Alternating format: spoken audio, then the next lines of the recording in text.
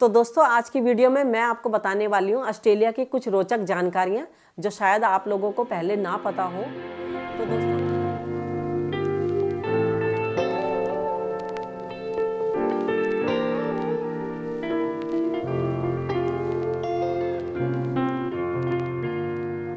Hello दोस्तों, कैसे हो आप सब। उम्मीद करती हूँ आप सभी स्वस्थ होंगे, मस्त होंगे। तो मैं हूँ इस वक्त दिल्ली में अपने घर पे और आज का मौसम जो है बड़ा ही ठंडा हो रखा है। मतलब मौसम में बहुत ठंडक है और आप मेरी जैकेट से ही अंदाजा लगा सकते हो कि मौसम कितना ठंडा है। तो दोस्तों कल पूरी रात बारिश होती रही और आज भी सुबह से ही बारिश हो रही है और मौसम बहुत ही ज़्यादा ठंडा हो रखा है।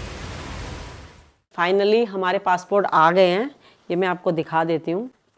देखो हमारे पासपोर्ट आ गए हैं और ये पासपोर्ट हमारे इतनी जल्दी आ गए कि यकीन ही नहीं हो रहा मुझे तो कि हमारे पासपोर्ट इतनी जल्दी आ जाएंगे। तो दोनों के पासपोर्ट आ गए हमारे। मैंने सोचा शायद लगभग 1 महीना तो लग ही जाएगा, लेकिन मुझे पता ही नहीं था कि इतनी जल्दी पासपोर्ट बन जाएंगे। तो दोस्तों अब हम पासपोर्ट की फ़ोटो खींच के अपनी बेटी को भेजेंगे ताकि वो हमारी फिर वीज़ा डाल दे। बेटी ने भी कई बार फ़ोन कर दिया कि भाई पासपोर्ट जैसी पासपोर्ट आ जाए मेरे को फटाफट से उसकी फ़ोटोकॉपी भेज देना, मैं वीज़ा डाल दूंगी आप लोगों का। तो अब वीज़ा भी डल जाएगा हमारा थोड़े दिनों बाद। तो अभी तो हम क्या कर रहे हैं कि जो जैसे सर्दियों का मौसम है तो धीरे धीरे सर्दियों की खरीदारी शुरू कर देंगे, क्योंकि आपको पता ही होगा कि ऑस्ट्रेलिया में लगभग 9 महीने ठंडा रहता है। तो जब हम यहाँ से जाएंगे तो वहाँ पे सर्दियाँ शुरू हो रही होंगी। हमारे यहाँ धीरे धीरे गर्मियों की शुरुआत होगी तो वहाँ सर्दियों की शुरुआत होगी। और हमारे यहाँ लगभग 7-8 महीने गर्मी पड़ती है और उनके यहाँ 8-9 महीने ठंडा रहता है। मतलब वहाँ ठंडा ज़्यादा रहता है, गर्मी वहाँ 3 महीने की पड़ती है। तो दोस्तों ये तो हो गई पासपोर्ट की बातें कि मैंने आपको बता दिया कि हमारा पासपोर्ट आ गया है और अब हम करेंगे आगे की तैयारी। आज के दिन मैं घर में खाली बैठी थी तो मेरे दिमाग में ऑस्ट्रेलिया की कई बातें घूम रही थी। कई चीज़ें तो मैंने आपको ऑस्ट्रेलिया के बारे में वहाँ ऑस्ट्रेलिया में जाके भी बताई है और कई यहाँ पे भी बताई होगी। तो सोचा क्यों ना आज भी ऑस्ट्रेलिया के बारे में बातें करते हैं, क्योंकि मैं खाली बैठी थी तो सोचा क्यों ना आप लोगों से ही बातें कर लूँ। तो चलिए आज मैं आपको बताती हूँ ऑस्ट्रेलिया की वो बातें जो मैंने आज तक अभी तक नहीं बताई अपनी वीडियो में और शायद हो सकता है आप भी ना जानते हो। तो आज मैं आपको ऑस्ट्रेलिया की वो बातें बताने वाली हूँ। तो चलिए सबसे पहले बात करते हैं ऑस्ट्रेलिया के राष्ट्रीय पशु की, यानी कि कंगारू की, जिसको क्यों ऑस्ट्रेलिया की गवर्नमेंट ने इजाजत दे दी कि जहाँ पे भी आपको कंगारू दिखे उनको मारो। तो दोस्तों ये बातें मेरे दिमाग में क्यों आई, क्योंकि मैं अभी गाँव गई हुई थी। तो गाँव में जब मैं गई तो मैंने देखा कि गाँव में, हमारे गाँव में इतनी खेती ही नहीं हो रखी थी। तो मैंने उनसे पूछा भी तुमने इस बार खेती कुछ भी नहीं करी है, बस थोड़ी सी अपने घर के आगे आगे लगा रखा है, वो लहसुन लगा रखा था घर के आगे आगे, बाकी कोई खेती नहीं कर रखी, क्यों नहीं करी। तो वो कह रहे कि करके क्या फ़ायदा, क्योंकि अभी क्या हुआ, कुछ लोगों ने, जो हमारे यहाँ क्वादा बोलते हैं, जो आपने मेरी अभी पिछली वीडियो में भी देखा होगा, जिसको बता रहे थे कि वो शुगर के लिए भी बहुत अच्छी होती है, क्वादे का आटा, मतलब कि मंडवे का आटा भी बोलते हैं, कई लोग उसको रागी का आटा भी बोलते हैं। तो उसकी खेती करी हुई थी, यानी कि मंडवे की खेती करी हुई थी। और रात में क्या है, सूअर आ जाते हैं और सूअर भी बहुत बड़े बड़े होते हैं और वो आ जाते हैं और वो पूरी खेती तहस नहस कर जाते हैं। तो वो कह रहे फिर उगाने का फायदा क्या है जब हमारी सारी खेती खराब हो जाती है। रात में तो सूअर आ जाते हैं और सुबह के टाइम में बंदरों ने परेशान कर रखा है। अब जैसे फल फ्रूटों के ही हैं तो बंदर क्या करते हैं, वो सारे फल फ्रूट तोड़ देते हैं। सेब हैं और अभी जैसे हमारे यहाँ माल्टा हो रखे हैं तो बंदर बहुत आ जाते हैं, तो उनसे रखवाली करनी पड़ती है बार बार, बीच बीच में।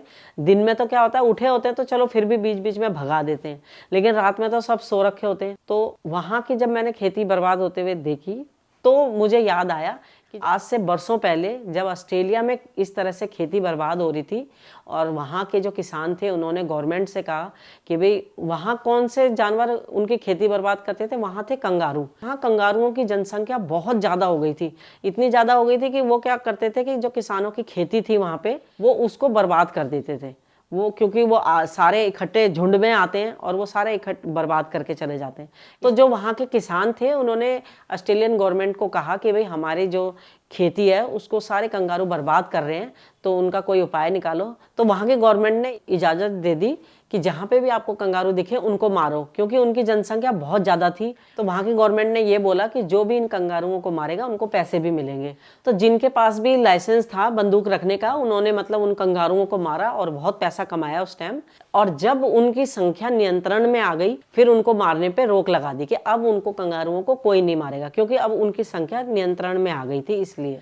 तो वहाँ की गवर्नमेंट जो है हर साल फिर सर्वे करती है कि भी इन संख्या बढ़ रही है या घट रही है, मतलब इस तरह के सर्वे होते ही रहते हैं। तो दोस्तों एक किस्सा और है कि ऑस्ट्रेलिया में एक बार, मतलब अभी कुछ सालों पहले की ही बात है, ये जो कंगारू वाली बताई वो तो बहुत सालों पुरानी बात है, लेकिन जो अभी मैं आपको बता रही हूँ वो है मधुमक्खी की, और वो अभी कुछ ही सालों पुरानी बात है, मतलब अभी 2-3 साल ही हुए होंगे। तो एक बार क्या हुआ कि किसी ने मधुमक्खियों का छत्ता पालन कर रखा था, जैसे मधुमक्खियों को पाल लेते हैं और उससे फिर शहद हो जाता है तो शहद को बेचते हैं। तो जितनों ने भी इस तरह से कर रखा होता है उनके यहाँ चेकिंग होती है कि भाई जो शहद है वो सही है या नहीं है, मधुमक्खियों से कोई बीमारी तो नहीं आ रही। तो जब उन्होंने चेक करा तो शहद में उनको कोई बीमारी लगी जो मधुमक्खी लेकर आई हुई थी। तो उन्होंने क्या करा कि सारी मधुमक्खियों को ही मार दिया। जहां पे वो शहद में मिली है वहां की तो मधुमक्खियों को मारा ही, उसके अलावा जो और जगह की मधुमक्खियां भी थी, उस मतलब काफी बड़े एरिया की मधुमक्खियों को उन्होंने मार दिया। जैसे हम हंटर वैली में थे तो हंटर वैली में जितनी भी मधुमक्खियां थी उन सबको खत्म कर दिया उन्होंने, मतलब जितनी भी वहाँ एरिया की मधुमक्खियाँ थी सबको ख़त्म कर दिया कि ये कहीं दूसरी जगह जाएंगी और कहीं बीमारी फैलाए। वहाँ पूरी ख़त्म कर दी और उसके बाद दूसरे एरिया से मधुमक्खियों को लाके वहाँ पे मधुमक्खियों को उन्होंने छोड़ा। तो वहाँ की गवर्नमेंट जो है वहाँ के लोगों के स्वास्थ्य के बारे में इतना ज़्यादा सोचती है कि भाई कहीं कोई बीमारी ना हो जाए। तो दोस्तों चलिए अब मैं आपको बताती हूँ एक दूसरी बात। एक बार एक समुद्री जहाज जब ऑस्ट्रेलिया में आया, उस जहाज के साथ 4-5 कबूतर भी आ गए ऑस्ट्रेलिया। तो उन्होंने जब देखा कि जहाज आया है उसके साथ साथ कबूतर भी आ गए, तो उन्होंने उन कबूतरों को मार दिया। तो उन कबूतरों को उन्होंने क्यों मारा? उन्होंने कबूतरों को इसलिए मारा कि कहीं ये कबूतर हमारे देश में कोई बीमारी लेकर तो नहीं आ रहे, तो इसलिए उन्होंने उन कबूतरों को ही मार दिया। तो दोस्तों ये मैं आपको किस लिए बता रही हूँ, क्योंकि जब हम भी जाते हैं तो हमारा सबसे पहले मेडिकल होता है। अब जैसे हमारी बेटी हमारा वीज़ा लगाएगी तो वीज़ा लगाने के साथ ही हमारा मेडिकल का लेटर आएगा कि भाई तुमने उस हॉस्पिटल में जाना और अपना मेडिकल कराना है। वीज़ा तभी मिलता है जब हमारा मेडिकल एकदम सही हो, यानी कि हमारे को कोई बीमारी ना हो। और बीमारी का ज़्यादा उनको कौन सी लगती है? जो टीबी की बीमारी होती है, कि कोई टीबी की बीमारी तो नहीं है इनको कि भाई ये यहाँ आएंगे और यहाँ आके फैला दें।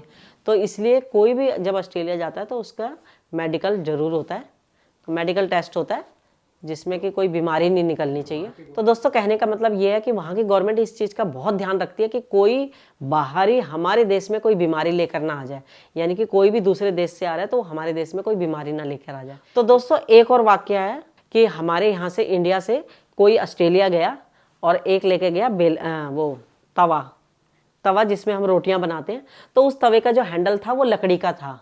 तो जब वो जब वहाँ ऑस्ट्रेलिया में पहुँचे तो जब ऑस्ट्रेलिया में सामान चेक होता है, सामान जैसे आपका जहाज में आप चढ़ते हो तो आपका सामान तब तो चेक होता ही है, लेकिन जब ऑस्ट्रेलिया जब आप पहुँचते हो तो वहाँ से भी सामान चेक होके ही आपके पास पहुँचता है।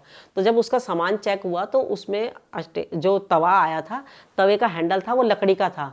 तो उन्होंने उसके ऊपर जिसका वो तवा था उस पर जुर्माना लगा दिया कि भाई तुम्हें 1 लाख रुपए देने पड़ेंगे।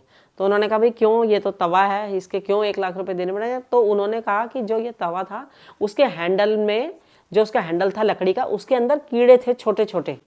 मतलब कई बार क्या होता है कि कोई कीड़ा ही घुस जाता है। लकड़ी के जो हैंडल बना हुआ था उसमें छोटा सा सुराख था, उसके अंदर कीड़े थे, जैसे कि चावलों में हो जाते हैं, आपने देखा होगा कई बार चावलों में होते हैं, गेहूं में होते हैं, घूण जिनको कहते हैं।